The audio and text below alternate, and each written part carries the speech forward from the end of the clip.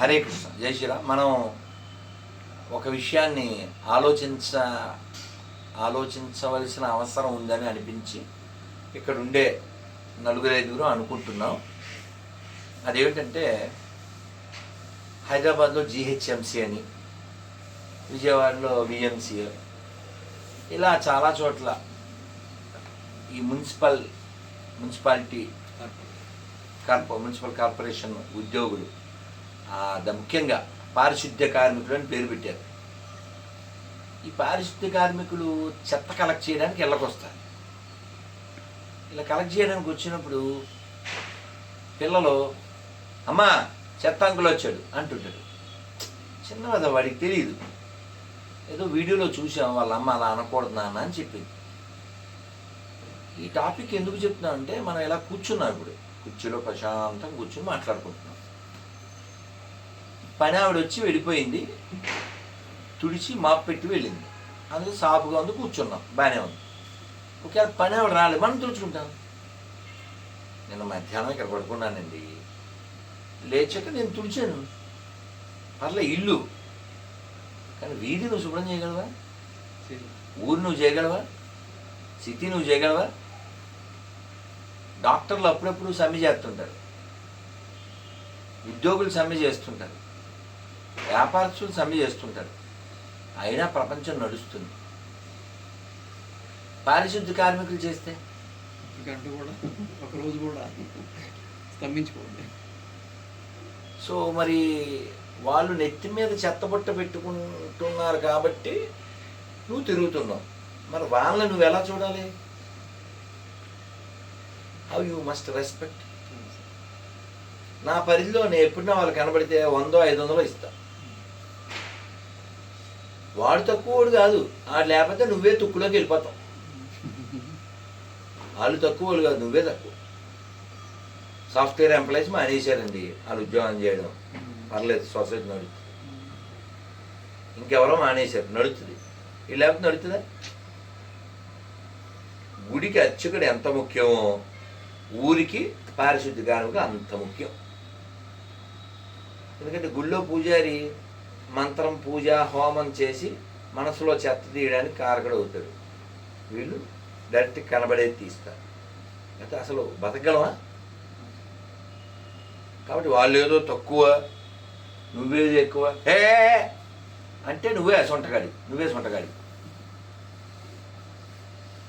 అందుకని వాళ్ళని అలా చెత్త పనులు లేకపోతే చెత్త ఆ పదాలతో కాకుండా రాజగోపాల్ గారు పర్యావరణ హిత అని పిలుద్దాం అని ఏదో ఒక పేరు సూచించారు. అలా ఏదన్నా ఓ 2-3 అక్షరాల్లో వచ్చేది ఏదన్నా ఒకటి వాళ్ళని అలా పిలవడానికి. ఉదాహరణకి మన ప్రధానమంత్రి గారు 10 ఏళ్ల క్రితం పేరు పెట్టారు వికలాంగులకి. ఏమని? దివ్యాంగులు.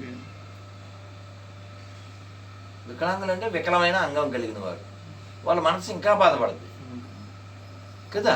నేను ఎవరికో ఫోన్ చేశాను, చిత్తూరు, సార్ రండి ఏదో కార్యక్రమం కంటే. గురూజీ మీకు తెలుసు కదా, నేను ఇంకో హెల్ప్ లేకపోతే రాలేను కదా అన్న. మర్చిపోయాను నేను, చాలా ఏళ్ళు అయిపోవడం అన్న. సరేనన్న, నేను బెంగళూరు వచ్చినప్పుడు కలుద్దాంలే అని చెప్పి ఊరుకున్నాను. ఇంకొక ఆయన కళ్ళు లేవు, పుట్టుబుడ్డి, వయసు 53, ఏం చేస్తున్నా సార్ అంటే బీడీ చేస్తున్నాను. ఇప్పుడా అన్నాను. అంటే నా జీవితం అంతా, ఆయన పేరు భగవద్గీత అవధాని అని పేరు. ఆయన మొత్తం భగవద్గీత వచ్చు, ఏదడిగినా చెప్తాడు ఆయన. బ్రెయిలీలో రాసి బ్రెయిలీలో నేర్చుకున్నాను. అంటే నేను ఇంక భగవద్గీత మీద ఉండిపోయాను కదా, మా వాళ్ళు చెప్పారు బీడీ చేయండి, కొంచెం పవర్స్ పెరుగుతాయి, మీకు కాస్త జీవితం బాగుంటుంది అన్నారు. అందుకని చేసుకున్నాను. బ్రెయిలీలో అన్నీ బాగున్నాడు, చదవట్లా. అన్ని ఫెసిలిటీస్ ఇస్తే చదవట్లా. మా ఊరండి టెక్నో స్కూల్ అండి అని టెక్కులు పోతూ చెప్తారు. ఈ టెక్కులు గాళ్ళే తీసుకెళ్ళి ఓల్డేజ్ హోమ్లో వేసేస్తుంటారు. మనం అభివృద్ధి చెందిన దేశం అని ఎప్పుడు అనాలి? ఓల్డేజ్ హోమ్స్ అన్నీ లేచిపోయాక అనాలి. రోడ్ల మీద ఆవులు తిరగనప్పుడు అనాలి. అమ్మలాంటి ఆవులు రోజు చంపబడుతుంటే, కన్నతల్లులు అడుక్కు తింటుంటే కాబట్టి స్వచ్ఛ భారత్ ఆయన ఒకడే గొంతు చించుకుంటే వచ్చేది. స్వచ్ఛ భారత్ ఎక్కడి నుంచి వద్ది? స్వచ్ఛమైన రాష్ట్రాలు ఉంటే వస్తుంది. స్వచ్ఛమైన రాష్ట్రాలు ఎక్కడి నుంచి వస్తాయి? స్వచ్ఛమైన జిల్లాలు ఉంటే వస్తాయి. స్వచ్ఛమైన జిల్లాలు ఎక్కడి నుంచి వస్తాయి? స్వచ్ఛమైన మండలాలు. స్వచ్ఛమైన ఊర్లు. స్వచ్ఛమైన ఊర్లు ఎక్కడి నుంచి వస్తాయి? స్వచ్ఛమైన కుటుంబాలు. అంటే ఎక్కడికి వచ్చింది? ఇంటి దగ్గరికి వచ్చింది మొత్తం. స్వచ్ఛ కుటుంబాల నుంచే స్వచ్ఛ భారత్, స్వచ్ఛ ప్రపంచం పుడుతుంది. అందుకే పిల్లలకి ఏం నేర్పించాలి? స్నానం చేయకుండా తినకూడదు, అది మన కల్చర్ కాదు, దాంట్లో సైన్స్ ఉంది. మా అమ్మ మమ్మల్ని మేము స్కూల్ నుంచి వస్తే లోపలికి రానిచ్చారు కాదు, అలా సందులోంచి వెళ్ళాలి. ఇలా బట్టలు ఇప్పేసి స్నానం చేస్తే ఈ లోపల ఉతికిన బట్టలు తెచ్చేది కట్టుకున్నాం. పొద్దున్న మా నాన్నగారు పూలు కొయ్యరా అనేవారు. అలాగే లారీ రెండు కొంచెం ఎలా ఉన్నాయి పొల మొక్కలు, అలా పూలు కొయ్యరంటే పూలు కోసేవాళ్ళు. ఎలా కోయాలి? స్నానం చేసి కోయాలి. ఇంటి వెనక బాగుండేది, మీరు తోడుకునేవాళ్ళు. అంటే పని చేయడం వస్తుంది నీకు, బాధ్యత పంచుకోవడం వస్తుంది. పూరీల్లో కూర తింటారుగా, బంగాళదుంప కూర. మా అమ్మ ఏం చేసేది? బంగాళదుంప కట్ చేసి కుంపర మీద గిన్నెలో పెట్టేసేది. తర్వాత ఆ చల్లారకి ఒరే ఈ వలవండి అనేది పిండి కలిపించేసేది. ఒరే వండలు చేయరా అనేది, ఒరే నువ్వు చపాతీ చేయరా అనేది. మనం ఇంకా అన్ని మ్యాప్లు శ్రీలంక, పాకిస్తాన్ అన్నీ చేసేవాళ్ళం. అమ్మ వేపేసేది, ఫూ ఫూ ఫూ అని కూడా తినేసేవాళ్ళం. మగపిల్ల ఆడపిల్ల ఏం తేడా లేదు, పని చెప్పేయాలి. ఎట్రా ఆడపిల్లలాగా అదేం లేదు. తినేటప్పుడు ఏమన్నా లింగభేదం ఉంది ఎట్రా? కాబట్టి అమ్మ ఊరెళ్తే ఇల్లు తుడిచేయడం, ముగ్గులు వేసేయడం, గిల్లు కడిగడం, వంట చేసేయడం అన్నీ వచ్చు. ఆ పెంపకం అంటే అది ఎవడ స్కూల్ పంపించేసి ర్యాంకులు వచ్చేది సరిపోద్ది ఏంటి? కూడి తింటాం నాదేళ్ళకే. అమ్మ చేస్తే నచ్చదు. భూమి మీద అమ్మ కంటే గొప్పది ఉందా? కాబట్టి నీ పెంపకం బాగోలేదు. ఆడపిల్ల వలన మగపిల్లవాడు కావచ్చు, మగపిల్లవాడి వలన ఆడపిల్ల కావచ్చు. పెంపకం అదే. చదువు అంటే డిగ్రీలా? ఎవరో ఫోన్ చేశారు, ఏం సార్ పాప బాగుందంటే విడాకులు అయిపోయిందన్న. అదేంటి? ఎండుంది 2 నెలలకే. 2 నెలలకే విడాకులు. ఎందుకు అయిపోయింది అంటే వాడు కొడుతున్నాడా తిడుతున్నాడా అని అడిగాను. వాడు అసలు విషయం లేదు, అందుకని అది తెలియకుండా పిల్ల కొడుతున్నాడు. అయితే ఇక పైన పెళ్ళిళ్ళు చేసేటప్పుడు టెస్టిఫైడ్ అంటారా, ఏదన్నా వస్తువు సర్టిఫైడ్కి చేసుకుంటే పోతుంది. సర్టిఫైడ్. ఇప్పుడు అదేదో సినిమాలో చూడండి, పెళ్ళి కొడుకులు వేలం అది ఇలా గిరగిర తిరుగుతుంటాడు, బెయిన్ మాల వస్తే భలే బాగుంటుంది. అది మీ రేటు 50,000 అది భలే ఉంటుంది. అది కానీ ఫన్నీగా ఉన్నా అందులో మంచి విలువైన విషయం ఉంది. అలా ఇప్పుడు ఈ పిల్లల జీవితం ఏంటి? అలా ఎన్నో ఒకటి కాదు, మనం ఎన్ని వెళ్ళలేకపోతున్నాం. ఇంకొక అమ్మాయి పెళ్లి చేశారు, వాడు అదే పరిస్థితి. ఈ అమ్మాయి ఇంటికి వచ్చింది, ఉద్యోగం చేసుకుంటుంది, మళ్ళీ ఆఫీసులో ఎవరో ఓకే, మళ్ళీ పెళ్ళి, మళ్ళీ కొడుతున్నాడు, మళ్ళీ ఏమొద్దంటున్నా. మళ్ళీ పెళ్లి చేస్తే ఇంకా నేను చాలా హార్ష్గా చెప్పాను, ఆ వీడియో ఉంటుంది, చాలా హార్ష్గా చెప్పాను. మీరు మళ్ళీ పెళ్ళి అనే ప్రస్తావన చేస్తే షీ బికమ్ ప్రాస్టిట్యూట్ అని చెప్పాను. వెక్స్ అయిపోతారు, తర్వాత ఫిక్స్ అయిపోతారు. 3 తర్వాత 33 అయిపోద్ది. అందుకని రేవు పార్టీలు పెట్టేవాళ్ళు వద్దండి. ధర్మం గురించి రేవు పెట్టేవాళ్ళు కావాలి. ఇందాక రాంజీల్ గారు అదే అంటున్నారు, చెప్పేవాడు లేక. చెప్పాలి.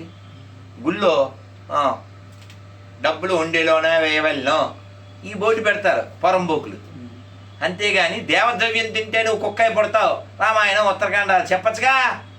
ఎందుకని ఈ కుక్కే తినేస్తాడు కాబట్టి. దేవుడి సొమ్ము తింటే వారి కుటుంబంలో వికలాంగులు పుడతారు, రాయి నువ్వు రాయి, ఎందుకంటే నువ్వే మనోవైకల్యం కలిగినోడు కాబట్టి. ఇలా రాస్తే భయం వస్తుంది, భయం వస్తే ఆడిపడి బెస్ట్ వస్తుంది. దేవుడి సొమ్ము ఏదో ఆ పాయసంలో తినేసేసేసి నువ్వు నాశనం అయిపోయి ఎలాగ నాశనం అయిపోతావు, ఆ గ్యారంటీ రాసి పెట్టుకో, సంతకం పెడతా. ఆ దేవాలయం ద్వారా జరగవలసిన మంచి జరగనివ్వవు. మళ్ళీ నీకు పోలికేమో 1/4 సినిమాలో బ్రహ్మానందంలాగా నేను ఒక్కడే తినేస్తాను నిలవచ్చలో, ఆ పైన సుబ్బారావు గారు 20 ఇవ్వాలి, ఆ కింద అప్పారావు గారు నాకేంటి మిగిలితే, ఆ టైప్లో నువ్వు ఆలోచిస్తావు. అది నీ సొమ్ము కాదుగా. కుర్చీలు ఎందుకు వేసారండి లాయర్ గారు? కుర్చీలు ఓ తడోడు పట్టిపోతారు ఏంటి ప్రసాదం అయితే అన్నా? కూర్చోడానికి వేసారు, కూర్చో వెళ్ళిపో, వెళ్ళేటప్పుడు పట్టిపోతా అంటే అలాగా. అలాగే ప్రపంచంలో నువ్వు గెస్ట్వే, గెస్ట్లా ఉండు, గోష్ట్లా అయిపోకు. నీది కాదు, నీది కాదు. యదృశ్యం తన్నశ్యం, కనబడేది ఏది ఉండదో నశించిపోద్ది. ఏది ముఖ్యమంత్రులు 3 మంది వెళ్ళిపోలే, ప్రధానమంత్రులు ఏది వెళ్ళిపోలే. పివి నరసింహరావు శవం పూర్తి కాలేదంట, తెలుసా మీకు? అప్పుడు అలా కాళ్ళు వేసిందంట, ఆ ఫోటోలు పెట్టారు. వాళ్ళ పార్టీ ఆఫీసులోకి రానివ్వలేదంట. లాల్ బహదూర్ శాస్త్రి విషప్రయోగంతో చచ్చిపోతే ఆ ఎంక్వైరీ కూడా లేకుండా ప్రధానమంత్రికి దిక్కులే. నువ్వెవడే? అందుకని మన తత్వం తెలిసి బతక. తత్వం ఏమిటి? నువ్వు ఉండవు, అదే తత్వం. ఈ ప్రపంచం అశాశ్వతం, అదే తత్వం. అప్పుడు నువ్వు వంగుంటావుగా. రైల్లో ఢిల్లీ వెళ్తుందండి, 2 days పడుతుంది. డెకరేషన్ చేస్తావండి, డెకరేషన్ చేస్తావా? నువ్వు ఉండే కంపార్ట్మెంట్కి లైట్లు పూలు పెడతావా? ఎందుకు పెట్టావు? దిగి వెళ్ళిపోతాం కాబట్టి. మరి ఇక్కడ కూడా దిగి వెళ్ళిపోతావు, ఏదో డెకరేషన్లో నువ్వును. ఇది తెలియాలి. ఎప్పుడు తెలుస్తుంది? ఏమన్నా భగవద్గీత, రామాయణమో, యోగ వాసిష్టమో ఏదైనా వింటే, ఏదైనా చదివితే. గుళ్ళో మైక్ ఎందుకు పెట్టావు నువ్వు పొరంబోకివి? మైక్లో చాగంటి గారిదో గరికపాటి వారిదో ఉపన్యాసం ఎందుకు పెట్టావు పొరంబోకివి? ఎందుకు నువ్వే పొరంబోకు, నువ్వు పంతులు ఏంటి ఆపే అంటావు నువ్వు. మరి ఆడు నడిపేంచున్నావా అన్నప్పుడు ఏదో వెళ్దాం, అల్లాహ్ అక్బర్ అన్నప్పుడు 7 వెళ్దాం. ప్రమాదం ఆడ నువ్వే మారదాం. జై శ్రీరామ్.